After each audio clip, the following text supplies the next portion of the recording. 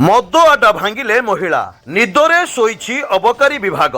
Patna block मुख्यालय संरापोसी निकट Acacia जंगल इलाकार चली चोरा मद आड्डा उपरे आज संरापोसीर पाखापाखि 40 रु ऊर्ध्व महिला अचानक चढ़ाऊ करी एही आड्डा को भांगी देइछंती।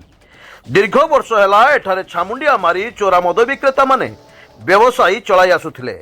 एही स्थानटी निछाटिया होइथिबारु युवक और पुरुष माने जाई एठारु मद पी पैसा उड़ाइबा सहित परिवार को अणदेखा करुथिले।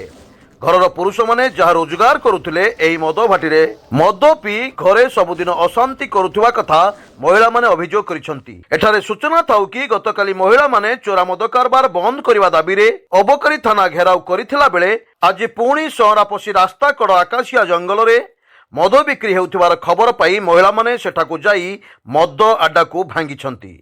केउंझर पाटणारू दशरथ बारिकींक रिपोर्ट स्वतंत्र ओडिशा लाइव।